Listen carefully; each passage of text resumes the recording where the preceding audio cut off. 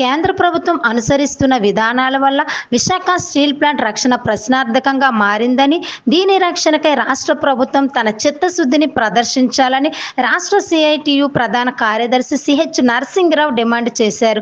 నేడు steel CITU ఆధ్వర్యంలో ప్రధాన పరిపాలన భవనం ఎదుట స్టీల్ కార్మికులకు బకాయి పడ్డ వేతనాలు చెల్లించాలని, సకాలంలో వేతనాలు చెల్లించాలని, హెచ్ఆర్వి పునరుద్ధరించాలని, ఉక్కు నగరంలో కరెంటు ఛార్జీలు తొలగించాలని, 100% వ్యూహాత్మక అమ్మకాన్ని ఉపసంహరించుకుంటున్నామని, కాంట్రాక్ట్ కార్మికులను తొలగించరాదని అనే ప్రధాన డిమాండ్లతో ఉదయం 8 గంటల నుండి మధ్యాహ్నం 12 గంటల వరకు ధర్నా నిర్వహించారు.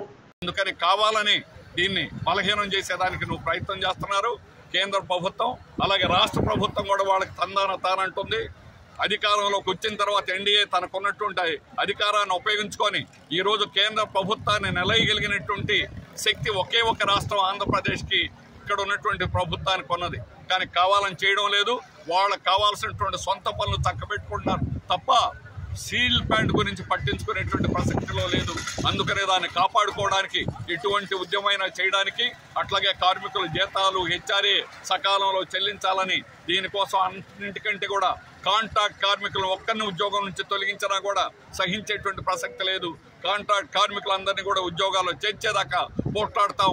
అటువంటి పోరాటం పెద్ద ఎత్తున జరగబోతా ఉంది.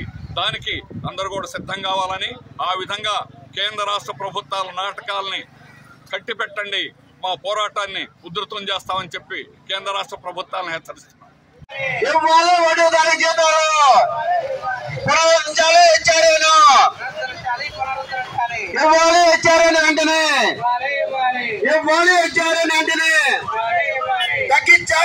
విద్యుత్ ఛార్జీలు వెంటనే రద్దు చేయాలి. పెన్షన్ విద్యుత్ ఛార్జీలను వెంటనే రద్దు చేయాలి. పెన్షన్ విద్యుత్ ఛార్జీలను రద్దు చేయాలి.